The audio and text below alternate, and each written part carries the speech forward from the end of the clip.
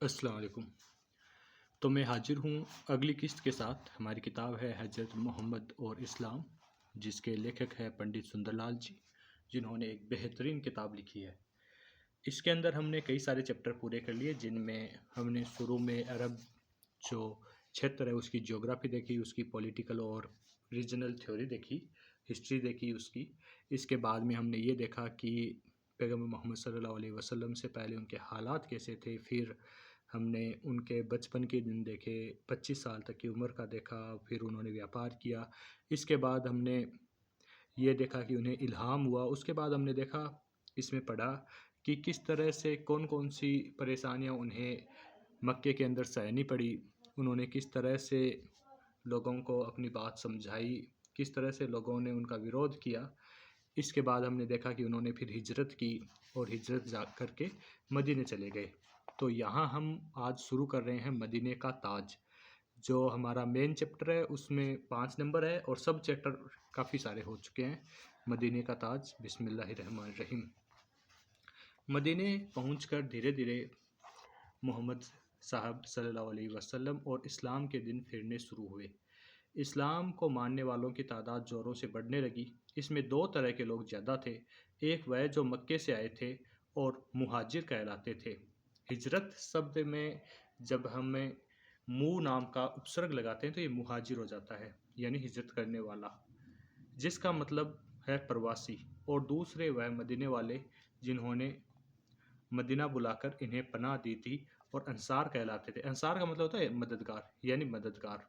बहुत से मुहाजिर उस वक्त बेघरबार थे।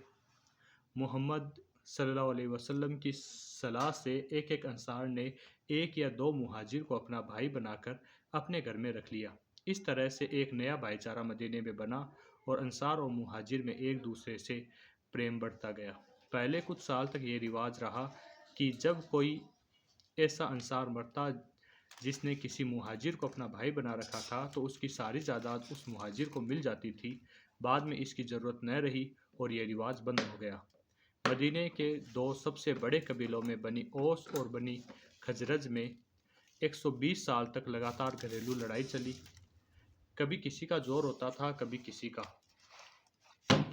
अतः शहर की सुख शांति हमेशा खतरे में रहती थी। इन दोनों कबीलों के जो लोग नए धर्म को मानने लगे थे उनमें एकता और प्रेम दिखाई देने लगा। इस तरह सदियों की फूट हमेशा के लिए मिट जाने से शहर में फिर से सुख शांति कायम होने की आशा बंधी। यहाँ सिवाय तलवार के आपस के झगड़ों के फैसले का कोई तरीका न था। वहाँ अब मोहम्मद सल्लल्लाहु अलैहि वसल्लम के जरिए एक नई व्यवस्था कायम होने लगी और इंसाफ के साथ लोगों में झगड़े निपटाए जाने लगे। इससे इस्लाम के फैलने में बड़ी मदद मिली। मोहम्मद सल्लल्लाहु अलैहि वसल्लम को उपदेश और नमाज के लिए अब एक अलग जगह की ज़रूरत हुई। दो यतीम भाइयों ने अपनी ज़मीन मुफ्त देना चाहा, लेकिन मोहम्मद सल्लल्लाहु अलैहि वसल्लम के आदेश से अबू बकर ने उन्हें कीमत दे दी। खजूर के अनगढ़ तनों के स्तंभों पर खजूर की टहनियों और पत्तियों का एक छप्पर छा दिया गया। यही इस्लाम की पहली मस्जिद थी। उसका एक हिस्सा परदेशियों को ठहरने और बेघर लोगों के रहने के लिए छोड़ दिया गया।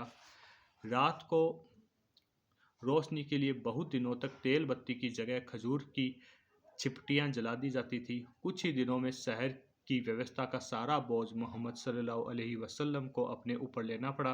अरब के दूसरे नगरों के हाकिमों की तरह मदीने का हाकिम भी वहाँ के सब खानदानों के मुखियों की राय से चुना जाता था।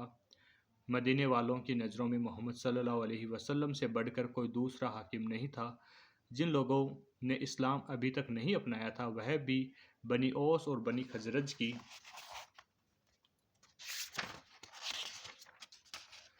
लंबी घरेलू लड़ाइयों से उकता गए थे। इसलिए मदीने के सब लोगों ने, जो मोहम्मद सल्लल्लाहु अलैहि वसल्लम को अभी तक अल अमीन कहते थे, एक मत से शहर का हाकिम चुना।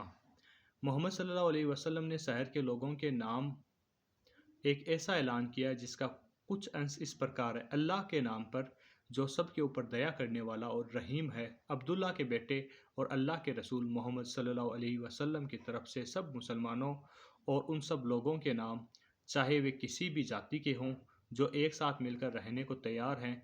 ये सब लोग एक उम्मत यानी कौम होंगे। किसी बाहर वाले की सुलह होगी तो सबसे, लड़ाई होगी तो सबसे। इनमें से किसी को यह हक न होगा कि वह सिर्फ अपने मजहब वालों को के दुश्मनों से अलग सुलह कर उनके साथ अलग लड़ाई छेड़ दे। औफ, नजार, हारिस, जस्म, सालबाह, ओस कबीलों की अलग अलग शाखों के यहूदी और सब लोग जो मदीने में आकर बस गए हैं, मुसलमानों के साथ मिलकर एक मुताहिदा उम्मत यानी मिली जुली कौम समझे जाएंगे।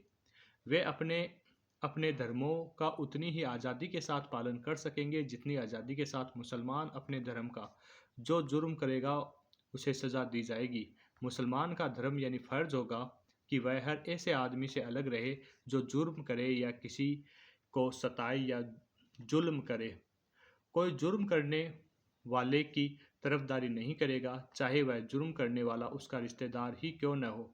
जो लोग इस ऐलान को मान लेंगे उनमें अगर कोई भी झगड़ा होगा तो अल्लाह के नाम पर मोहम्मद सल्लल्लाहु अलैहि वसल्लम के सामने लाया जाएगा।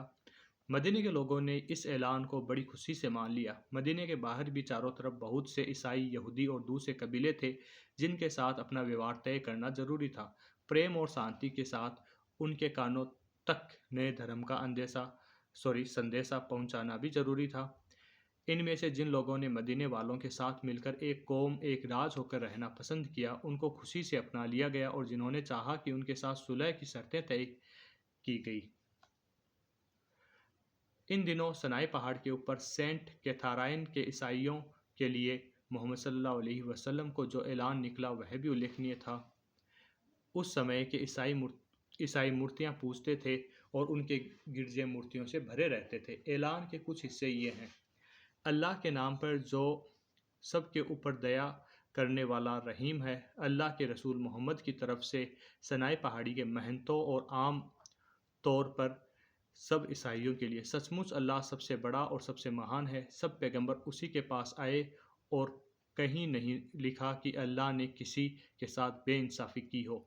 मेरे धर्म को मानने वालों में से चाहे कोई बादशाह हो, चाहे कुछ भी हो, जो कोई इस वादे और इस सौगंध को जो नीचे के ऐलान में दर्ज है तोड़ने की हिम्मत करेगा, वह अल्लाह के वचन को तोड़ने, सौगंध को झुठलाने और ईश्वर न करे अपने ईमान को तोड़ने का पाप करेगा।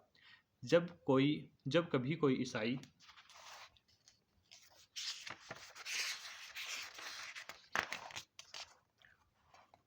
महंत यात्रा करते हुए मदीने के राज के अंदर किसी पहाड़ या पहाड़ी या गांव या बस्ती में, समुद्र पर या रेगिस्तान में, या किसी मठ या गिरजे या दूसरी इबादत खाने में जाकर ठहरेगा, तो समझना चाहिए कि उनकी जान माल की जी जान से बंदोबस्त और उनकी हिफाजत करने के लिए मैं खुद धर्म के मानने वालों समेत उनके साथ हूँ, क्योंकि ये लोग हमारी ही उम्मत यानी कौम के अंग है और उससे हमारी इज्जत है।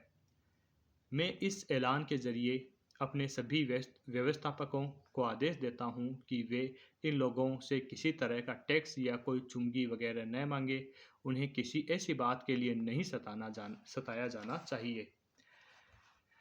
किसी दूसरे को उनके काजियों यानी जजों या सरदारों को बदलने का हक नहीं होगा, न कोई उन्हें इन जगहों से हटा सकेगा। सड़क पर चलते हुए किसी को किसी तरह का दुख न देगा, किसी को गिरजे छीनने का हक न होगा, और न उनके जजों, सरदारों, महंतों, नौकरों, चेलों या उनके किसी भी आदमी से किसी तरह का टैक्स लिया जाएगा।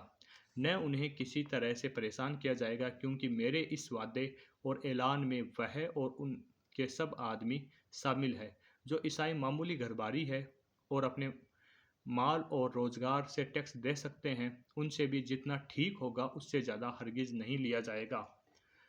ईश्वर का साफ आदेश है कि इसके सिवा उनसे कुछ और न लिया जाएगा। इसके बाद है, अगर कोई ईसाई औरत किसी मुसलमान से शादी कर ले तो वह मुसलमान उसके रास्ते में कोई रुकावट न डालेगा, न उसे गिरजा जाने से रोकेगा, न दुआ करने से, और न किसी तरह से अपने धर्म पर चलने से। अपने गिरजों की मरम्मत करने में कोई उन्हें नहीं रोक सकेगा, और अगर ईसाइयों को अपने गिरजों की मरम्मत के लिए या अपने धर्म के किसी दूसरी बात के लिए मदद की ज़रूरत हो तो मुसलमानों का धर्म है कि उनको मदद दें। उनके खिलाफ कोई हथियार नहीं उठाएगा। हाँ, उनकी हिफाजत के लिए हथियार उठाना मुसलमानों का धर्म होगा। अगर देश के बाहर किसी ईसाई ताकत के साथ मुसलमानों की कभी लड़ाई हो तो देश के किसी ईसाई के साथ दुर्व्यवहार नहीं किया जाएगा। मैं आदेश देता हूँ कि जब तक दुनिया रहे तब तक मेरे धर्म को मानने वाला मेरे आदेश के खिलाफ चलने या अमल करने की हिम्मत न करे। जो मुसलमान इसके खिलाफ चलेगा वह ईश्वर और उसके रसूल से बागी और अपने धर्म से मुर्तद यानी फिरा हुआ समझा जाएगा। इस ऐलान को हज़रत अली ने अपने हाथ से लिखा। बतौर गवाहों के मोहम्मद सल्लल्लाहु अलैहि वसल्लम के 16 साथियों ने इस पर दस्तखत किए और तारीख 3 मुहर्रम सन 2 हिजरी को मोहम्मद सल्लल्लाहु अलैहि वसल्लम ने मस्जिद में बैठकर अपने हाथ से उस पर अपनी मोहर लगाई। इसी के बाद मोहम्मद सल्लल्लाहु अलैहि वसल्लम का दूसरा ऐलान है। किसी भी यहूदी या ईसाई माँ के मुसलमान बेटे का धर्म यानी फ़र्ज है कि माँ को टट्टू वगैरह पर बिठाकर उसे गिरजा के दरवाजे तक पहुँचा दे, और अगर वह इतना गरीब हो कि टट्टू का इंतज़ाम न कर सके, या अगर माँ इतनी बूढ़ी हो, कमज़ोर हो कि सवारी पर न बैठ सके, तो मुसलमान बेटे का धर्म है कि माँ को अपने कंधों पर बैठाकर उसके पूजा घर तक हिफाजत से पहुँचा दे। मदीने और आसपास के बढ़ते हुए देश के हाकिम या राजा की हैसियत से मोहम्मद सल्लल्लाहु अलैहि वसल्लम ने अलग अलग मजहबों के लोगों के साथ कभी किसी तरह का भेदभाव नहीं किया। सबको अपने अपने मजहबों पर चलने की पूरी आज़ादी दी और अलग अलग मजहब के रहते हमेशा सबको एक उम्मत यानी एक कौम एक राष्ट्र कहकर बयान किया। वालेकुम सलाम। और इस तरह ये चैप्टर हमारा पूरा हुआ। आगे कल करेंगे। अगर हम उनको पढ़ते हैं तो हमें लगता है कि हम कैसे मुसलमान हैं, उनको मानने का दावा भी करते हैं और हम उनके जितना बड़ा दिल, उनसे 10% भी दिल नहीं रखते।